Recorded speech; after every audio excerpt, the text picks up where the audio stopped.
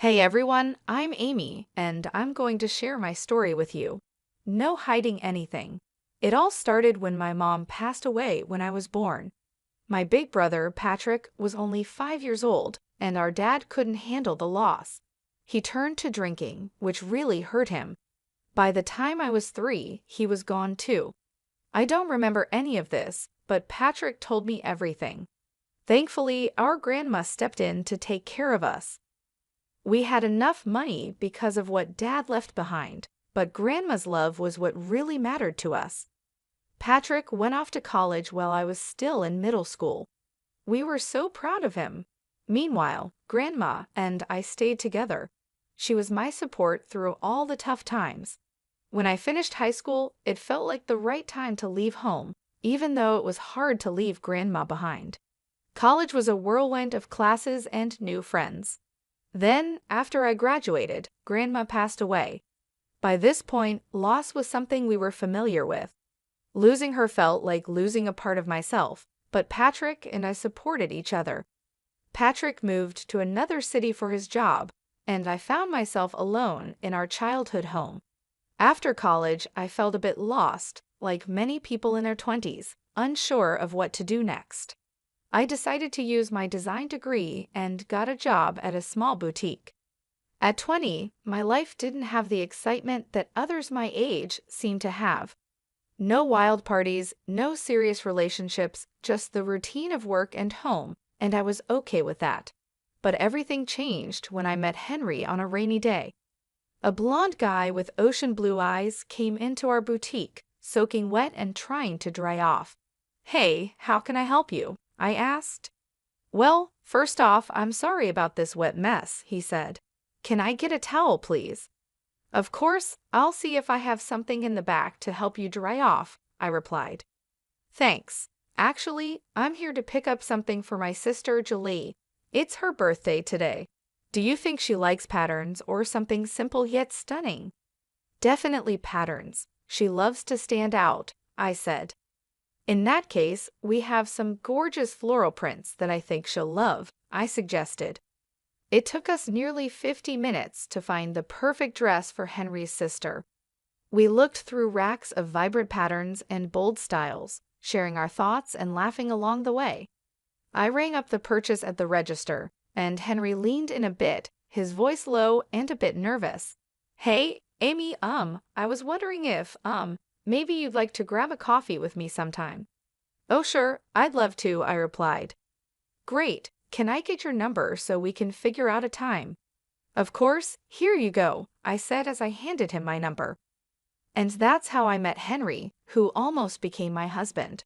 Going out for coffee with a stranger was probably the boldest thing I had ever done at that point, to be honest. But hey, Henry didn't turn out to be a serial killer, so that's a plus, right?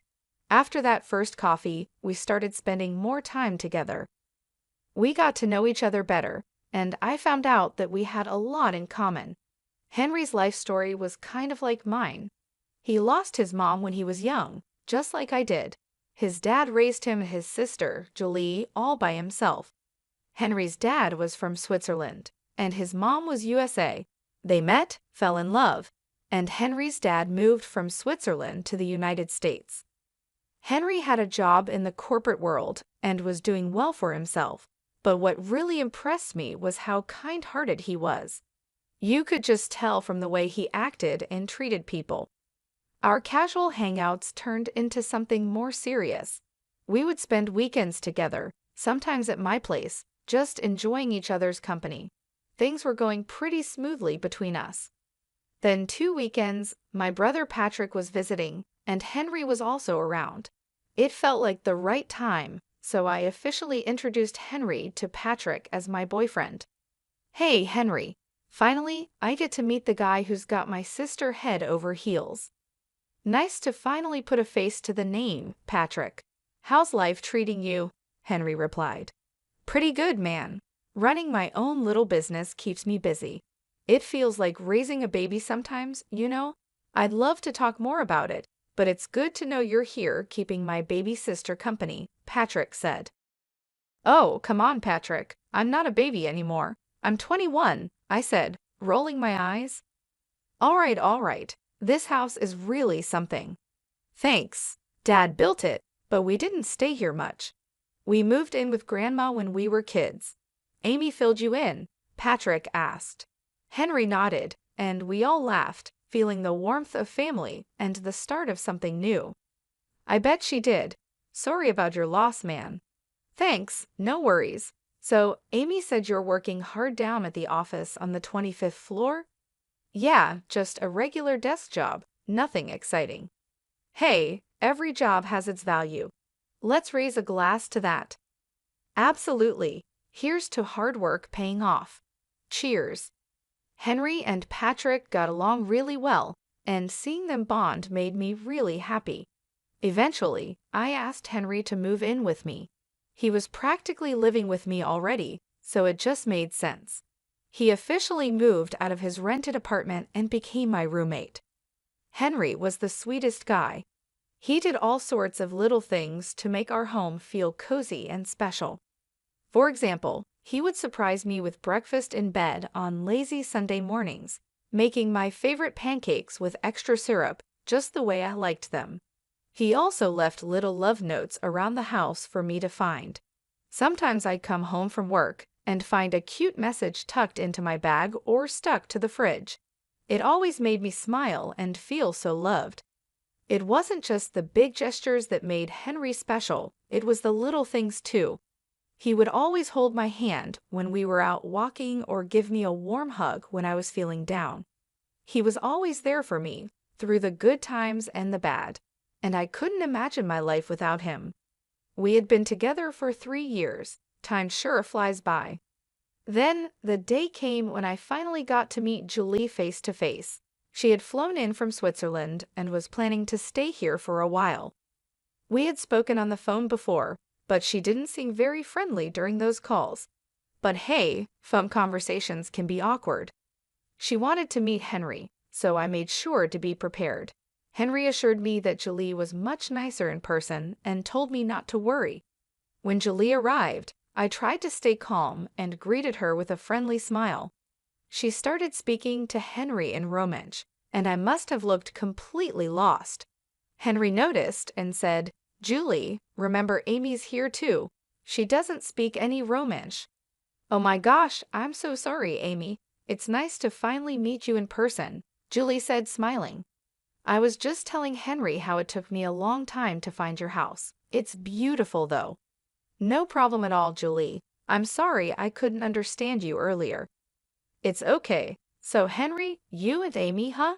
This is the longest relationship my brother has ever been in. You must be really special." Well, what can I say? She really is.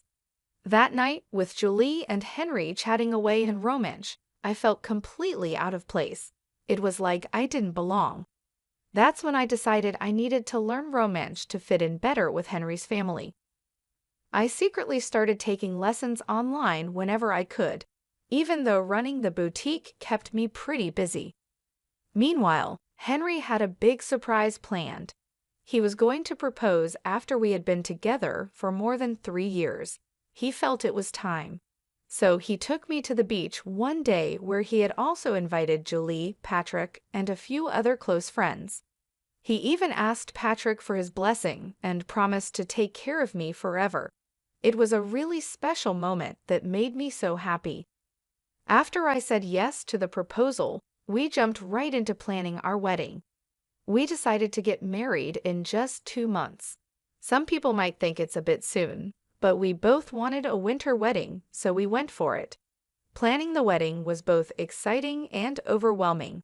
From picking the perfect venue to figuring out the guest list and all the little details in between, there was a lot to think about. But with Henry's help, I finally did it. Learning Romansh was a bit tricky. I had tried a bit of Italian in high school, but Romansh felt like a whole new challenge. Still, I was starting to get the hang of it, even though I knew I had a long way to go. I kept my Romansh lessons a secret from everyone except Patrick. "So, my little sis is finally getting married, huh?" Patrick said. "Yep, she sure is," I replied. "I wish Mom and Dad were here to see this day. They would have been so proud of you and the choices you've made. Yeah, I know they would have been, but I'm grateful you're still here, Patrick. I couldn't have done this without you. Hey, Amy, remember when I used to beat you at basketball? Oh yeah, how could I forget? I laughed. Well, look at us now. You're winning in the game of love. Just a couple more weeks, huh? Oh, by the way, how's the romance coming along? Actually, not too bad, I said with a smile. I haven't told Henry yet. I'm planning to surprise him with a speech and romance at the wedding. Look at you, going all out for love, Patrick teased. You know me, I replied with a grin. But seriously, Henry's a great guy. We've had a few talks, and I'm confident he'll take good care of you. Hey, why are you getting close to my husband behind my back? I joked. All right, I'm hanging up now. Goodbye, Patrick laughed. Fast forward to 4 days before the wedding, and I was buried in chaos, doing last-minute checks to make sure everything was perfect. Henry was right there with me, helping out. Suddenly, the doorbell rang. Henry said he'd get it and left for a moment. He came back with Julie. Hey, Julie, I didn't expect to see you here, I said, surprised. I'm here for Henry, Julie replied. Why, honey, it's 4 days before the wedding. Our dad is flying in tonight, and you know the groom can't be with the bride the night before the wedding, right? Oh, right, I almost forgot about that, Henry said, a bit flustered. I'll go pack my bag while you and Amy have some coffee. Sure thing, Julie said, smiling. Henry ran upstairs while I made coffee for Julie and me. So, Amy, I just wanted to say I'm sorry if I've seemed cold or distant. Honestly, I'm really happy you're joining our family now, Julie said. Oh no, Julie, you haven't been cold. Don't worry about it, I replied. Come on, don't be too polite.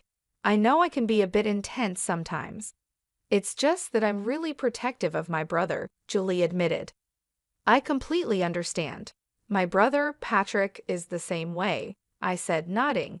Anyway, Dad is excited to see you both too. I'm so glad he can make it. After Julie and Henry left, I was alone in the house. It was still the afternoon, so I decided to take a nap. I headed to the couch to watch my favorite show and hopefully drift off to sleep. As I was getting comfortable, I noticed that Julie had left her glasses behind. I thought about texting her, but I remembered I needed to go near her apartment to check in with the florist, so I decided to drop off the glasses myself. After a 5-hour nap, I put on some joggers, grabbed my car keys, and headed straight to the florist. I checked on the beautiful flower decorations and admired the wonderful work the florist was doing. I made my way to Julie's apartment and rang the doorbell, but it didn't work, probably because it was broken. So I tried opening the door, and it swung open easily. To my surprise, Julie and Henry were not there. Instead, I heard voices speaking Romansh coming from the balcony. By now, I had become pretty good at understanding Romansh, so I listened in on their conversation. Their accents were strong, but I managed to understand most of what they were saying. Here's what I could make out from their conversation. Finally, we have her right where we want her. The fish is in the net. Calling her a fish? That's harsh, Julie. And using her while her brother is supposedly dying is just wrong. Well, it's not certain if her brother is really dying. And even if he is, do you think all that inheritance is too much for a simple girl like Amy? She has her dad's house, her grandma's house, and her brother's business. She's not capable of running a business with half a brain. That's where I come in. You know, I always wondered why you liked her. She's just a sad, lonely orphan with a boring life.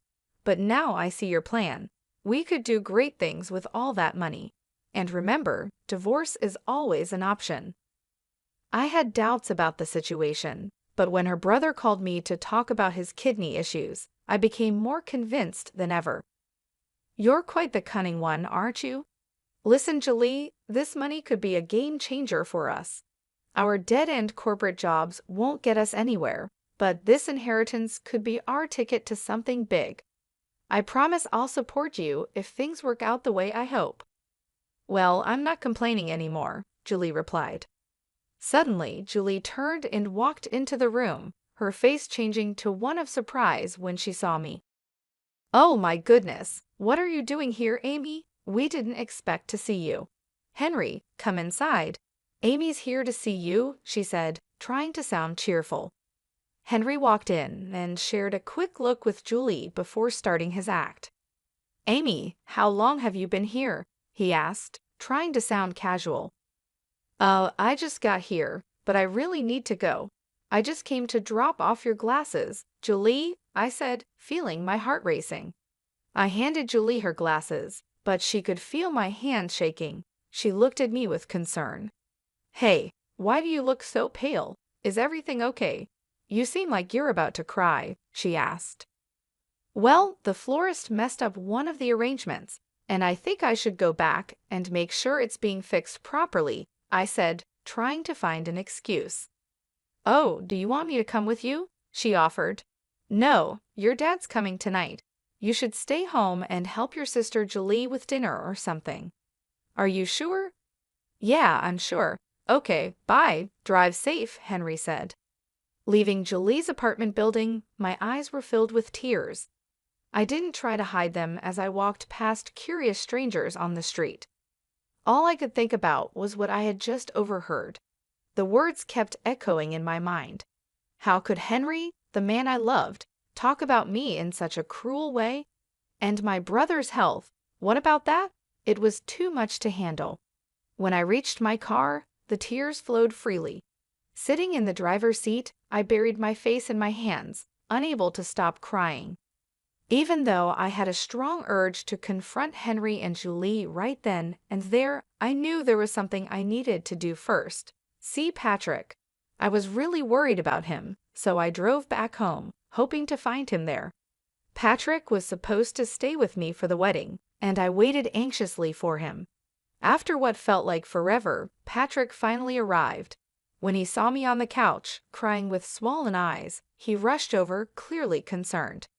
"Hey there, Amy, what's going on? You seem upset. Did something happen, or is it just cold feet before your big day?" he asked, trying to lighten the mood. "Patrick, enough with the jokes. I need to ask you something, and I need you to be honest with me. Are you sick?" I asked, my voice trembling. "Amy, don't worry about me.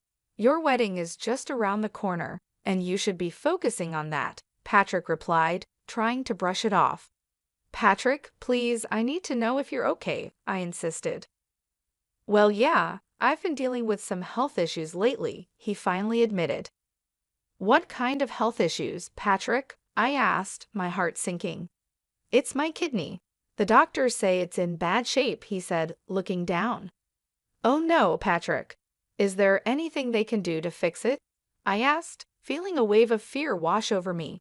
He looked at me and said, "They're saying I might need a kidney transplant in the future, but don't worry, they're working on it." "But the chances of finding a donor aren't great, right? This is serious, Patrick," I said, feeling the weight of the situation. "I know, Amy. It's a tough situation, but I believe things will work out somehow," Patrick said with a hopeful tone. "Why didn't you tell me about this before, Patrick? I'm your sister. I should know. I want to help you," I insisted. "No, I can't ask that of you. This is why I kept it from you. I didn't want to worry you, especially with your wedding coming up. Besides, I was hoping things would get better on their own. Who told you about this anyway? Was it Henry? But you should have told me." "We're supposed to be there for each other through everything," I said, feeling hurt. I overheard Henry talking to his sister. I wanted to talk to Henry about it to make sure he would take care of you if anything happened to me. So I did. He promised to keep it away from you, though. I'm sorry you found out like that, Amy. I should have been the one to tell you. Can we please pretend we never had this conversation and deal with it after your wedding?" he asked. "Sure, I'll put it on hold until then," I agreed, trying to stay calm. "How about we order some takeout? I have some other things to take care of." "Sure, Chinese," Patrick suggested. "Yeah, that sounds good. And then you better rest up and get some sleep," I said, trying to lighten the mood. "Are you excited? I'm sure it's going to be a one-of-a-kind wedding. After Patrick and I finished dinner, he went off to sleep. It had been an incredibly tough day for me, with so much to process. I decided not to tell Patrick about Henry and Julie's deceitful scheme. I didn't want to burden him with worry. Instead, I resolved to handle the situation myself and teach Henry a lesson he wouldn't forget. Reflecting on everything, I realized that Henry had been using me all along. He enjoyed the benefits of free housing and meals without contributing his fair share. Sure, he'd occasionally give me small gifts, but it hardly balanced things out. I had become his safety net, making sure his life was comfortable without any financial worries. It was a bitter pill to swallow, especially considering the love I had for him.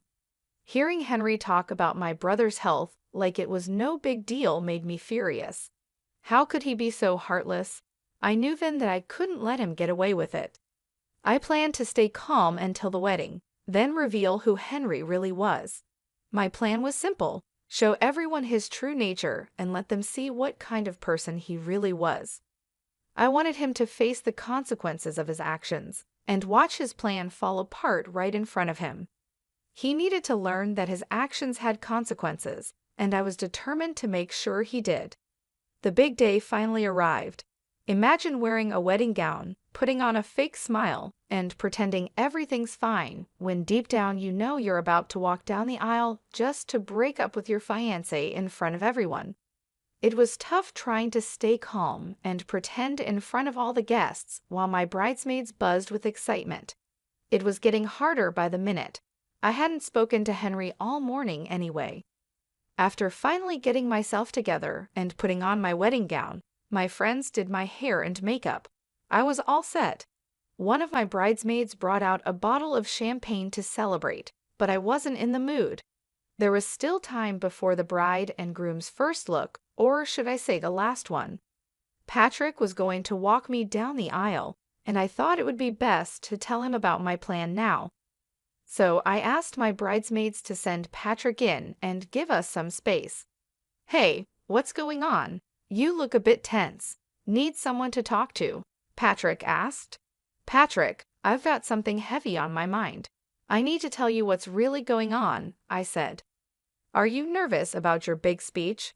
Want to practice with me once?" he asked, trying to help. "No, Patrick. There's something more serious. The thing is, Henry isn't who he seems to be. The other day, I overheard him talking to his sister." "I heard some things," I began. "What do you mean? What things?" Patrick asked, looking concerned. It wasn't a casual chat. They were scheming. "Patrick, Henry's in it for the money, and he's interested in your business too," I explained. "Are you sure about this?" he asked, shocked. "Absolutely. I wish I wasn't." "That snake, I should have seen it sooner," I said, feeling angry. "Why didn't you tell me?" he asked. "I didn't want to worry you, Patrick. But now that I know, I can't keep quiet. I'm going to confront him and give him a piece of my mind." "How could he do this to you, to us?" I said, determined to take action. "I don't want to let him get away with this easily. You know what? I'm going out there to tell everyone his real intentions, his boss, his colleagues, his family, his friends. They're all out there. His life will be ruined." "Are you sure about this, Amy? It's going to be messy," Patrick cautioned. "I've never been more sure of anything, Patrick. He needs to face the consequences of his actions," I said firmly. Henry and I had our first look, but I didn't look too excited. I could see Patrick trying hard not to punch Henry right then and there, but it was time for the final showdown. The music started playing, and Patrick walked me down the aisle. Henry, with his fake tears, stood there. I stood next to him, looking at the audience. Everyone was smiling warmly. Before the priest could start, I whispered in Henry's ear to leave politely. Then I took a deep breath and began speaking. "Hi, everybody. I want to thank you all for being here. I know you must be wondering what I'm up to, so I'll let the cat out of the bag." Henry came into my life like a breeze and soon made himself at home. I didn't mind it. Things moved fast for us, and I thought we would be together forever. But there's always a but, isn't there? and in this story, there are four. Babe, what's going on? Henry asked, looking confused. Well, I've been learning Romansh secretly. Henry's from Switzerland, and I wanted to surprise him with a speech in Romansh today. But guess what? Learning Romansh helped me understand something I wasn't supposed to hear. Henry and his sister Julie have been talking behind my back. What is she saying? Henry muttered, looking nervous. I've heard everything, Henry. You've been calling me a dumb orphan, saying I don't see how you're using me for money. And not just that, you've been eyeing my family's inheritance that my late parents and grandma left for me, and even my brother's business. Can you just shut up? Don't you see people from work are here? My family and friends are here, Henry said, trying to keep calm. And that's why I needed to show your true colors so everyone can see who you really are. Hey everyone, I hate to ruin the vibes, but I came to speak up about Henry and tell you the truth. So yeah, the party's over, I said, looking around at the shocked faces. I needed a moment to gather my thoughts, so I quietly slipped away from the commotion. Henry and Julie's stunned expressions and their father's disappointed look were burned into my mind. Patrick stepped up, helping everyone to disperse and calm down. After shedding tears alone in my bridal suite for what felt like forever, a gentle knock interrupted my solitude. I hesitated before opening the door, expecting Patrick, but to my surprise, it was Henry. Do you realize what you've done? My dad's furious, and Julie is beyond angry, Henry said, clearly upset. And whose fault is that? I just told the truth, I replied. You could have talked to me privately first instead of accusing me in front of everyone. Now I don't even know if I'll have a job. My boss was already mad at me, and this might be the last straw. Where will I go? I don't even have my own place, Henry pleaded. That's the whole point, Henry. I can't believe I didn't see your true intentions sooner, I said, feeling a mix of anger and disappointment. Well, congratulations, Amy. You've ruined everything. I hope you and your stupid brother suffer all your lives, he spat. Get out, Henry. I don't want to see your face anymore, I said firmly. The rest of the wedding day is a blur in my memory. After finishing another bottle of wine and waiting for Patrick to see off the guests and clean up my mess, he finally drove me home. The first week after the wedding was filled with tears and support from friends and family. But it wasn't just my love life that was in turmoil. Patrick's health was also at risk. After gathering some strength, Patrick suggested I take time off work to be with him. I agreed and went to his home. There, we met with his doctors to see if I could be a kidney donor for him. Unfortunately, I wasn't a match. Despite the heartbreak, I knew I had to be strong, especially for Patrick. He had always been there for me, and now it was my turn to support him through this tough time. It wasn't easy, but I did my best to stay composed and hopeful for the challenges ahead. And now, here we are today, 6 years later. You might be wondering how things turned out for me and Patrick. Well, let me start with Patrick. Over these 5 years, there were many ups and downs. His health got worse, and there were times when I had to drop everything to be with him. But it was all worth it when I received a call from him this morning. Hey, Patrick, is everything all right? How are you feeling? I asked. Amy, I'm ecstatic. You won't believe what just happened. I got a call from my doctors, and there's a donor. They've scheduled me for surgery next week, he said, his voice full of joy. Wow, after 5 years, you've been so strong through it all. I'll be right there with you next week. This news makes me the happiest person alive, I replied, overwhelmed with relief. I'm really glad that my brother is finally going to be okay. As for me, I decided to really focus on my career. I moved up from my job at the boutique and started styling clothes for TV commercials and media. Things have been going pretty smoothly. In terms of my love life, I've started seeing someone new. It's only been a few months, but I have a good feeling about this one. As for Henry, he's kind of disappeared from my life. The last time I heard from him was about 3 years ago when he was having a tough time. He would call me up drunk, blaming me for his problems. But I've moved on from all of that. I'm in a much better place now, both mentally and emotionally. I'd like to share a piece of advice with anyone reading this. Always try to keep good intentions in your heart. What goes around comes around, whether it's good or bad.